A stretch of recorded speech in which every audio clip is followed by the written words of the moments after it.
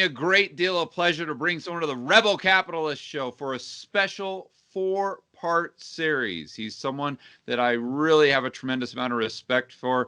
Good buddy of mine. You probably recognize his voice as the co-host of Macrovoices. And here in this first segment, he is going to go over the cyclicality of precious metals and explain why they are perfect for utilizing options. And we're going to get into the basics of options. And keep in mind, this is the first part of a 4-part series. And he's going to show us how options can reduce our downside with precious metals, but increase our upside, create a ton of asymmetry. So Patrick Ceresna, welcome to the Rebel Capitalist Show. Thanks for having me, George. It was so great to hang out with you out in Vancouver, and it's a pleasure to be on your show. And I'm looking forward to taking all of your listeners through a great tour of this 4-part series of how options work and how we can use them. But like you were suggesting, the first thing that we want to do is we want to really take the opportunity to explain to all of them why they should even care about options at all. Right. And one of the things that I have found is that commodities are obviously incredibly cyclical and incredibly volatile. And I want to share with all of your listeners how volatile it is. We actually measured some of these cycles, and we've shown all of this. And what's amazing is that by the cyclicality of these, options become a phenomenal tool for managing those cycles. And we're going to spend this first part 1 on a higher level, showing and illustrating how these cycles play out. And then in parts 2 and 3, we're going to get into actually the mechanics of how these options work themselves. And so just to make sure our listeners are aware, we're not going to get into the mechanics in this part. This part was a bigger picture just to try to understand why they should care. And then so let's get into it. Yeah, and I just want to point out that I've talked about blackjack as far as being a game of probabilities, and how that, I think, really benefits someone to learn so they understand how to think about not just trading, but even investing and life in general. I used it really a lot in business. And I think options are just a neat way to kind of create a system that's a little bit more like blackjack in the sense that it's kind of predefined. And I'm sure you'll get into that. So I'm super excited. If I do look down, forgive me, I'm just writing, I'm jotting down notes myself. That's no problem. All right. So let's dive into it. And so I wanted to just spend the first part here, George, with is just explaining the fact that that natural resource investing is far different than mainstream forms of investing. In general, when we're talking the S&P 500 or broader markets, they tend to, in majority of the time, be in an uptrend. They tend to be moving upwards, stable for long periods of time, and then go through very rapid market corrections, that these little kind of explosions to the downside, very much like we're experiencing today when we're recording this. But with resource investing, they go through these boom bust cycles over and over again with extraordinary moves. And what's amazing, I did this on all resource sectors. So I looked at energy, I looked at uranium, I looked at basic materials, and I looked obviously at gold and silver. And we're going to focus today on the gold and silver because that's a very popular topic right now. But these cycles exist on all these resource stocks. And I find that options are an amazing tool for us to manage this. So let's dive into it and take a look. Now, I wanted to leave everyone with this truism, which this kind of inspired me to do some back testing. And that truism is that a bear market is the author of a bull market, and a bull market is the author of a bear market. It's this idea that every bloodbath that you see, like what we're seeing in energy stocks today on the downside, will ultimately be the author of an amazing buying opportunity and extraordinary money made on the other side. Obviously, the secret technique is, how do you find the bottom? Right? How do you actually find where that major buying opportunity is? And that's something we love to try to do all the time. But the thing that inspired me about this, well, how can we measure these cycles? And so what I did, I looked at just 2 criteria. I'm focused specifically on the GDX. So we're going to take the GDX, the gold miners ETF. Now we could do these on individual gold miners. You can do this on all sorts of stuff. But I figured as an ETF, it gives us a very simple, broad basket. There's no individual company news that has such a big factor into this analysis. The criteria we've set out was a 2-month trend. And as well, a move that has to be at least 20% in magnitude, either higher or lower, in order for it to define the start of a new cycle phase, either a up run or a down run. And so I chose 2 months because in the end, there's all sorts of liquidity events that happen. We could have this one-day little market event. You know, some of the gold miners might drop 20% on a 1-2 day basis and then immediately rally back to their highs by the end of the week. And well, was that really a bear market? In my mind, that was just a liquidity event. And so I wanted to say that a trend that has to last at least 2 months was sustained selling or sustained buying. And the other criteria, which is one that we use in the broader stock markets as defining a bull and bear market, is by a move of 20% or more in magnitude. And so I figured those are 2 very good criteria. And so what I just did was I took that GDX, the gold miners ETF, and what we have here is a chart that shows all of the bull bear cycles. Now each bar represents 1 month of time.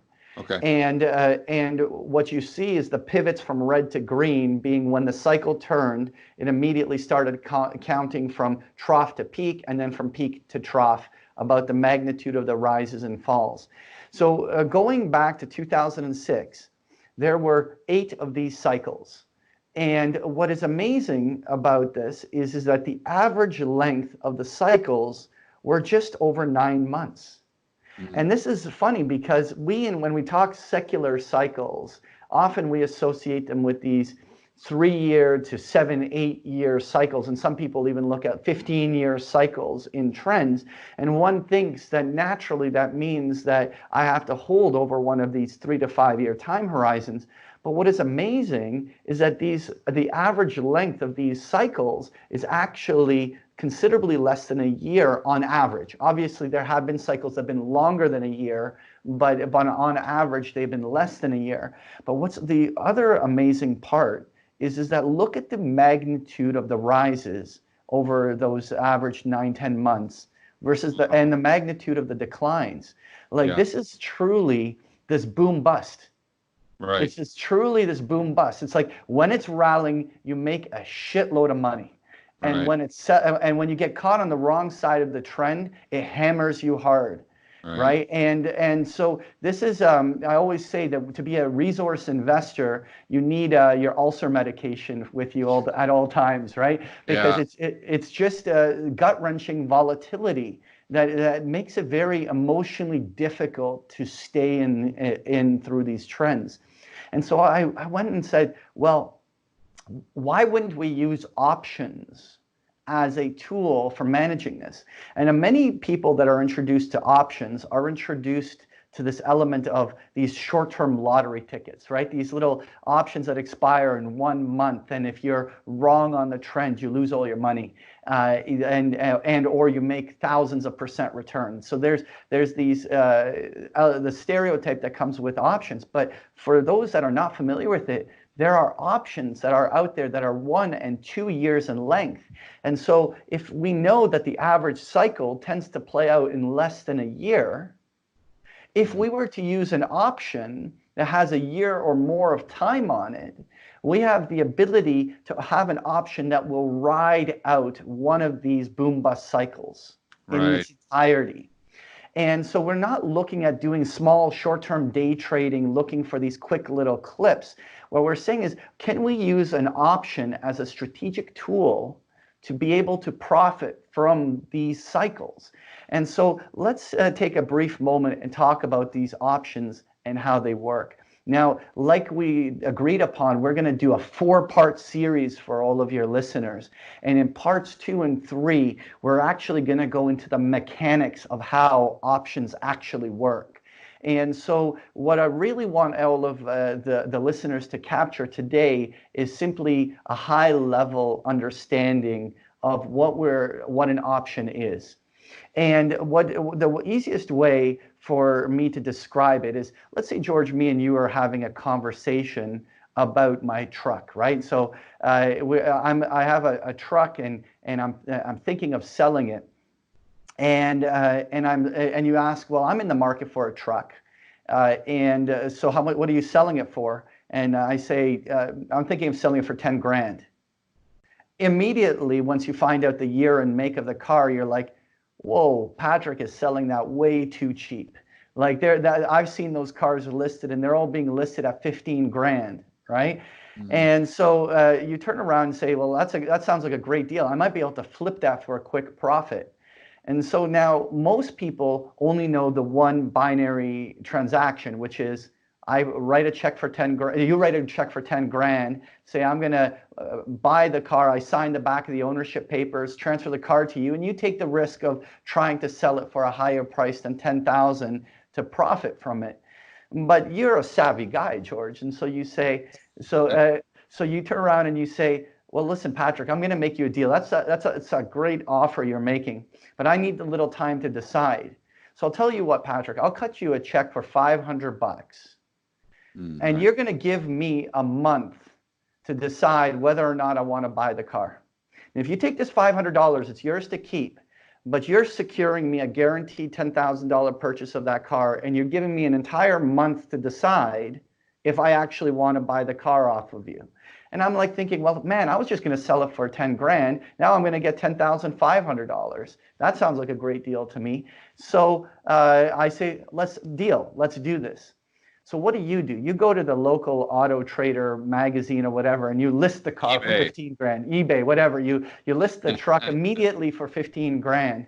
And a week later, you get a phone call and someone says, yeah, I'm interested. And it's a good price. So you immediately pick up the phone and you say, Patrick, I want to exercise my right to buy your truck off of you for 10 grand.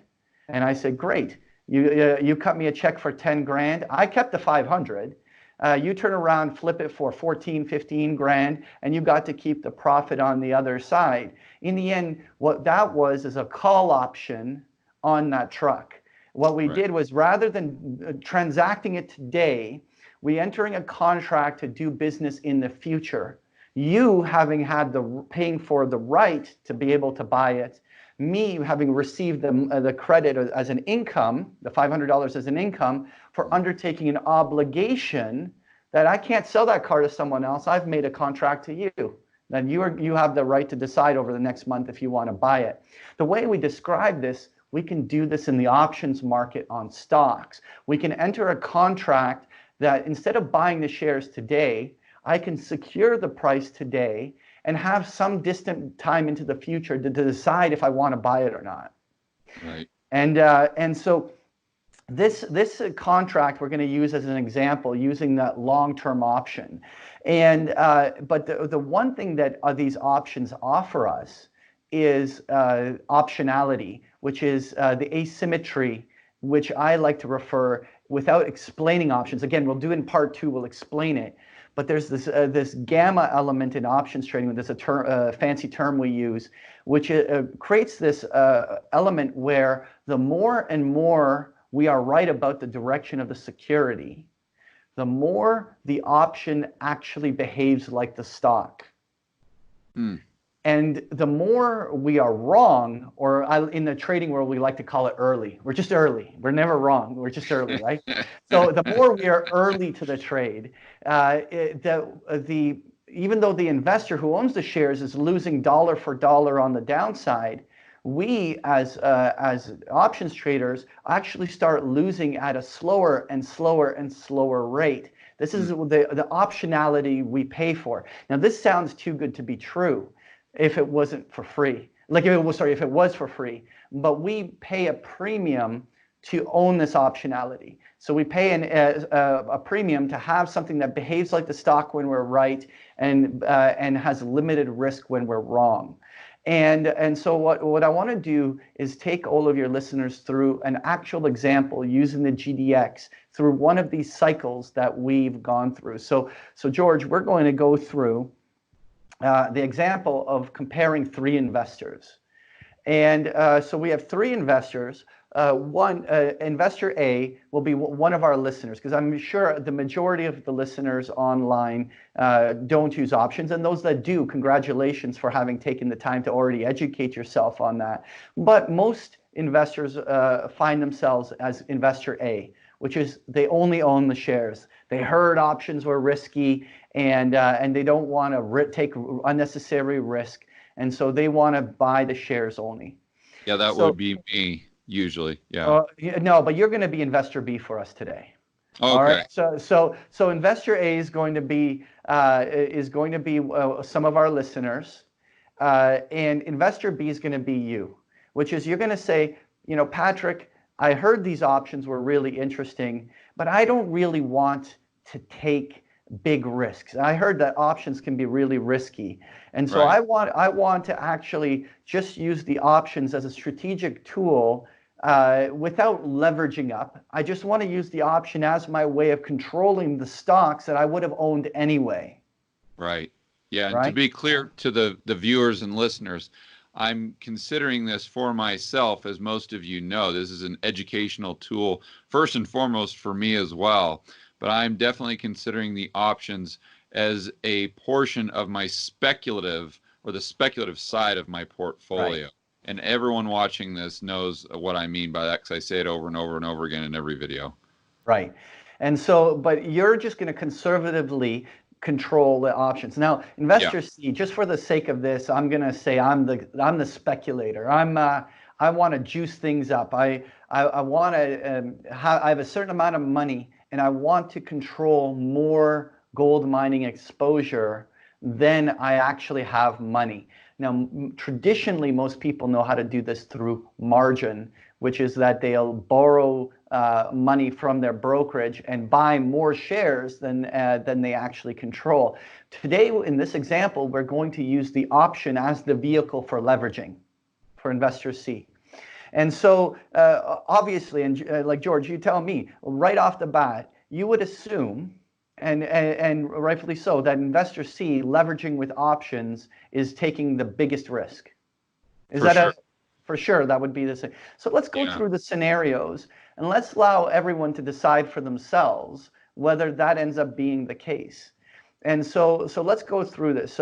And so in our case study, I did this example back on January 18th of this year. So the data is just over a month old.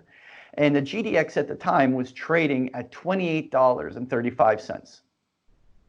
Now, for the sake of this example, all of our investors A, one of our listeners, investor B, you, and investor C being me, all three of us have $30,000. Mm-hmm. So in other words, we're not comparing someone that has a $5,000 account and another person has a $50,000 account.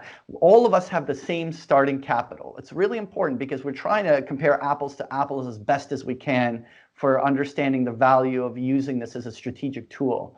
And so what would our normal investor do? Well, exactly what you're aware of, right? Which is you have $30,000. The shares are trading at $28.35. So you buy 1,000 shares, right? Mm-hmm.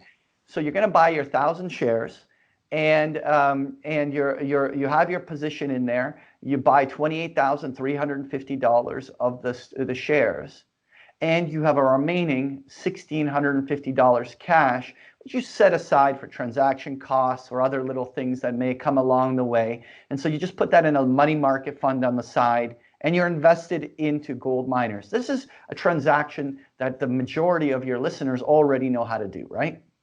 And it makes a lot of sense for that. So now you're saying, well, I want to learn to use options as a way, like the way I described with that car example, as a way of controlling just the same amount of stock that investor A is. I don't want to be leveraged. Investor A bought 1,000 shares, has 30,000. I have 30,000. You have 30,000. I'm going to control the same 1,000 shares as investor A, but I want to use options as the tool for doing this. And so at the time when I was doing this example on January 18th, we looked at a long-term option. They're known as LEAPs. And this is a January 15th of 2021 option. So the time that this screenshot was taken, it had 363 days till its expiration, right? And so it was January 18th of 2020, and we're talking about an options contract out to January 2021. Wow. Right? Now, we are looking at a strike price of $29. So you have the right at any time over the next year to exercise your right to buy in the stock at the fixed $29 price. This is the exact same as we used in that car example. So in that car example, I could have, let's say 2 weeks later, realized that I was selling you that car too cheap. And I could have come back and said, no, you know what, let's make it 12,000. And you say, I have a contract. You agreed, I paid you 500 bucks. You agreed to sell it to me for 10,000 for that truck, right? That's a contractual agreement. That's a certainty. In the same way, we're entering an options contract that gives me an entire year to decide if I want to buy these GDX shares at $29 a share. Right. Now, this option, just the way there's a bid and ask on a stock, there's an asking price that if you just hit market order, you would be filled at $3.10 a share. That works out to about 10%, just over 10% of the value of the underlying. That's the premium we're paying for entering this contract. For every 100 shares of GDX that I am undertaking, I have to pay $300 for a contract that is giving me the right to do this. Now for you, you're the one that's doing this example. So how many, Investor A bought how many shares? 1,000, right? Yeah. So you want to control the same 1,000 shares. Now, each option contract controls 100 shares. So you need to buy 10 call options for you to have the right to be able to buy the same 1,000 shares over the next year as Investor A. So what we have is Investor B, being you turn around and you spend $3,100, $3.10 a share for this contract. Now, you only spent $3,100 right now. You obviously will, if you exercise your right to buy the shares, will need to come up with the remaining $29,000 later. But right now, you are left with $26,900 in cash that you are going to take and deposit into a money market fund. You can't spend it because that money is there set aside for if you were forced to buy the shares, you had the money to actually buy it, not forced to buy it, you chose to buy the shares. You had the money set aside for actually buying them. So that cash is going into a money market fund, the same money that that Investor A just put physically into the stock itself. You're earning interest on that money, right? It's just sitting aside, set aside for finding out what happens. Now, you allocated $3,100. Now, I said, I want to juice it up. I want a little bit of leverage. Both you, Investor A and B, want to only control 1,000 shares, but I want 150% leverage. I actually want to control 1,500 shares of the GDX. And so what I'm going to do is I'm going to buy 15 call options instead of 10. Me and you are buying the same options. It's just I'm buying more of them, right? And so instead of you allocating $3,100, I'm allocating $4,650 to these call options. Now the key is that you have the upside exposure of $29,000 of stock, because you have the right to buy 1,000 shares at $29 at any point over the course of the year. Mm-hmm. You have actually the synthetic control of those shares. I now have the right at any point to buy in $43,500 of the GDX. I've juiced it up. I've taken like it's a synthetic margining of the position through the use of the call option. Right. So what we want to do is not only show the best case scenario, because that's what a lot of cheesy websites do. They'll say, well, if you own this option and it went up, you made how many thousands of % return? Well, I want to take your listeners through the scenarios of, well, what if it worked, and what if it didn't work, and how did the different cycles play out? And so what I figured is, why make up numbers? We went through and back tested what these average cycles were, right? Over a 9 to 10 month period, the average rise was near 90%, and the average decline was near 45%. So we're just going to use the average GDX move as our kind of key levels to determine of what happens if it worked and what happens if it didn't work. And so let's go through and actually see what happens. So let's start off with the great scenario. We all were bullish gold. We bought a whole lot of GDX. How did all three of us do? Investors A, B, and C. So investor A, this is a very simple binary math, right? It's linear. It's basically you're up $1,000 for every $1 the GDX goes up. So now I chose for rounding purposes $55. That way it's easy to do the math in your head. So it's 94% rise, close enough to the 88% average. I just wanted to make it simple round number. Okay. And so what we did here is, you can see as GDX went to 35, 45, and then 55, you were basically making dollar for dollar on the upside of owning the shares. And so you have this scenario where you make the $26,650 for being right and having participated on this beautiful bull market advance over that 1 year period on the upside of gold. So now the question is, how did investors B, being you, fare versus investor A? And so what happens is, right off the bat, if you look at compare the profits at $35, when you can see that you're not making as much as investor A is. That's because in the options world, your delta is not dollar for dollar yet. Remember, one of the things, the way I described on that slide was, the more you are right, the more it behaves like the stock. And it's to the opposite when you're wrong. And so what you see is that you're a little slow out of the gate in terms of how much money you made. A lot of traders in the options world will say, well, I still doubled my money. I went from a $3,000 outlay and I'm up $3,000. Yeah, I made 100% return. Yeah, right? That's what I was going to say, yeah. But I don't like to look at it that way. I like to look at it as that you're owning the GDX calls because you're using it as an alternative to owning the shares. So Okay. it's only fair to compare how much investor A made versus you, right? So obviously the speculators out there will look at the percentage returns, right? But now what you want to think is, you allocated $30,000 of cash that's sitting in a money market, the remaining $26,000 sitting in a money market. So you have to look at your percentage return, not just on risk, but also on how much money you've earmarked for the position.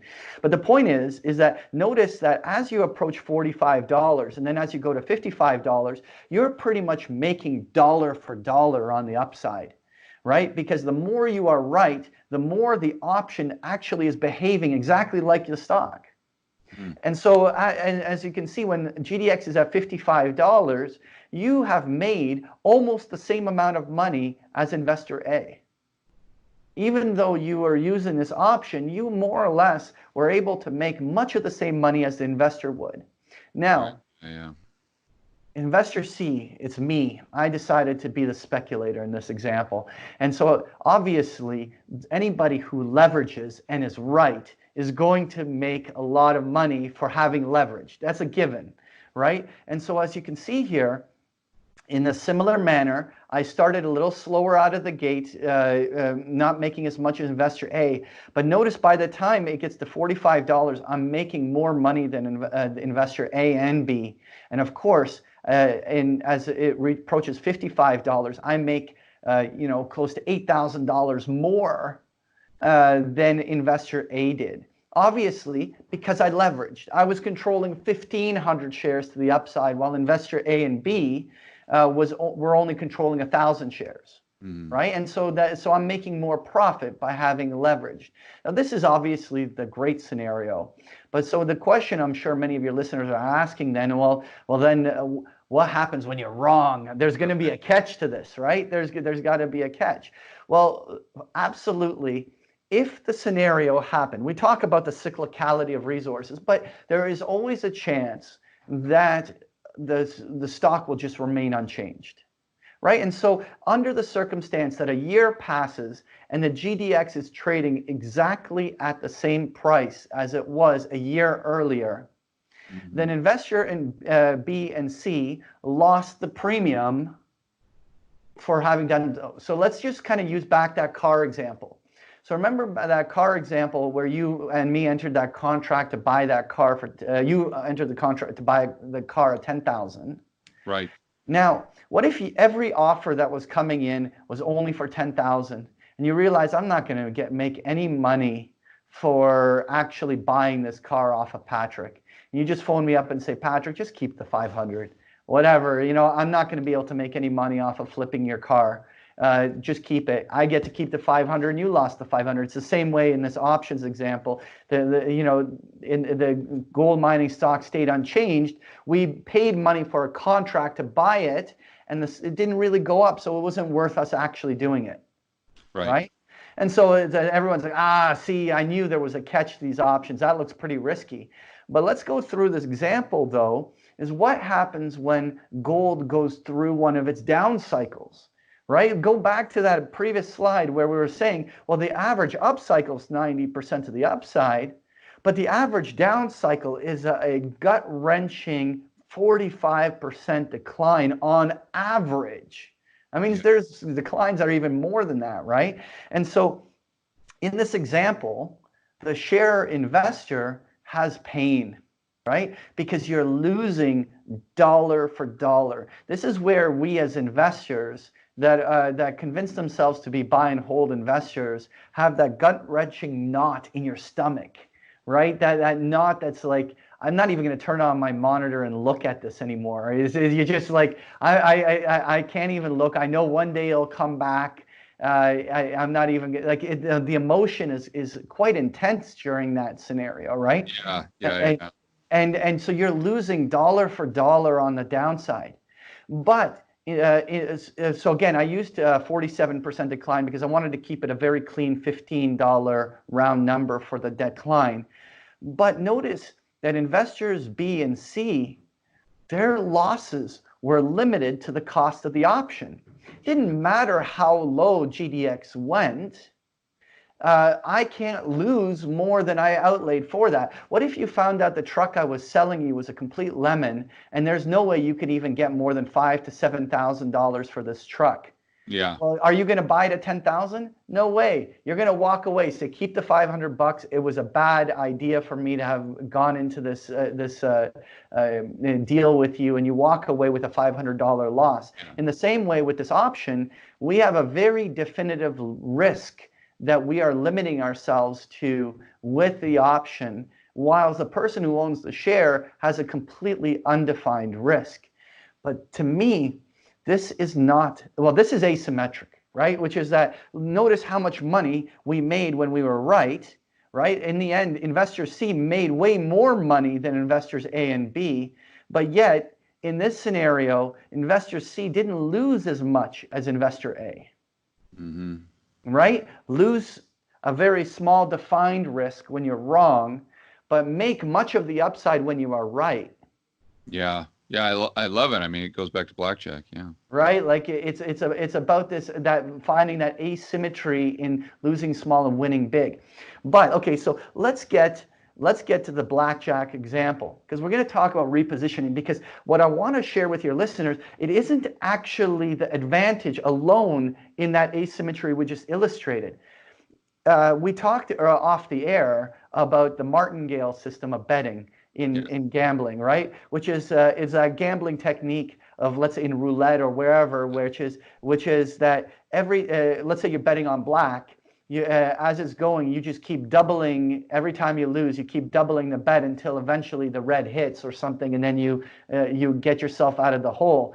And the problem with a martingale system is that every next spin or every next roll or every next set of cards has exactly the same probabilities as the previous one. The 50-50 probability doesn't actually change much, even though you keep doubling down on your bet. Doesn't change at all. It doesn't change at all. But the beautiful thing about the stock markets is that there's this thing called fundamentals. And when a stock market gets halved, when the GDX gets halved, those stocks are 50% cheaper than they were. Yeah, yeah. Right? There's an actual fundamental reason why eventually there'll be a low. It's no longer just a 50-50 that it will lose another 50%. You actually have an increased probability that there will actually be an up cycle at the end of a down cycle. It's not 50-50 the way it is in gambling. Because the cost of production and the cure for low prices are low prices. Exactly. And so what happens is that while we can be wrong on one of these down cycles, inevitably, when we are repositioned, it's not just a 50-50 thing that we're going to once again get halved, which is possible, but it's not the same odds. Right. And that's the key. And so this is where I want to talk about the biggest advantage of options, in my opinion, in trading resource cycles. Let's go to investor A, who owned the shares. And they got caught in that massive 47% downdraft down to $15 a share. They are down a gut-wrenching $13,350. Their account of $30,000 has more or less been halved, right? Yeah. And so I go back to, well, how much of a percentage return, if you look at the equity number at the bottom, does the investor need to get back to 30,000? Yeah, 100. Almost 100%. You now need 100% rise in the GDX just to get back to your break even. Yeah. Right.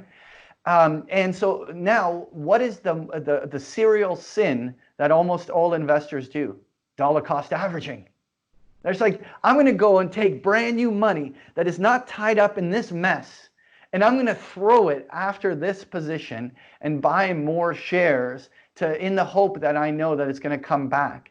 And so in that scenario, you're taking brand new money that isn't allocated to this trade, that you have to get it. Maybe you have more money in other investments, or you sold something, or you turn on and grab a line of credit, or you do something, but you go out there and you have to buy more shares in order to improve your price. This creates all sorts of complexity, because now you're even further concentrating into one trade and doubling down that you're going to be able to catch a turnaround. It creates all sorts of added risk. But I'm going to go back to this point, George. How much cash did you and me have in our money market funds? Oh, a lot more. This is cash sitting in cash, having been earning us interest. Mm-hmm. In other words, we are nowhere near the mess that investor A is in, right? How much of a percentage return do you need in order to get back to 30,000? You know, a 10% pop. Yeah, right. Yeah. Right? Like, you just basically need to catch some 10% rise and you're back to your $30,000 starting point. You're nowhere near having to double your money like investor A did to have to get themselves out of that mess they got themselves to in being early on their market timing. Right. And even for investor C, which I leveraged up and I was rewarded handsomely when I was right, and I definitely lost when I was wrong, but I have $25,000 in cash sitting there where now I can reposition myself on this trade. And so what happens is I can turn around and now buy more positions. So I can use these options as a strategic tool to reposition. So George, what I want to do is I want to now simulate a theoretical price of what if GDX was down at $15 after that cycle, what a new long-term option would have cost us to buy a new position in the GDX. So what I have here is a position simulator. I use simulators like this when I educate my members on this. And so I'm going to simulate a couple of things in here. So what we're going to do is we're going to take the underlying price of the GDX at $15. And we're going to look at a call option now securing a new $15 purchase price. So we lost on that first wave of options. We took those losses, but me and you are sitting with $25,000 and $26,000 in cash in our money markets. And so what are we going to do? Well, we know these cycles happen, and now a new gold cycle on the upside is imminently going to start. And so what we now can do is look at new $15 call options. And so let's say we're going to do 365 days. This is just a simulated option calculator. Let's say we're going to use something like a 29 vol premium, which is somewhere where it's trading right now. And what I want to show you here is the theoretical price of $1.71. And so what this is telling us at these criteria, with the GDX now trading down at near $15 a share, to buy a new 1 year out new call option would be about $1.71. And Okay. so now do some basic math. If at $15 a share, how many shares would roughly we be able to buy with $27,000? It works out very close to 1,800 shares. So just you going out and buying with the cash you have at the new GDX price of $15. We were wrong. We got caught in a wipeout of the GDX down to $15 a share.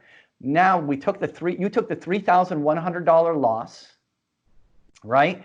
But now you can buy 1,800 shares of control of GDX down at $15 a share.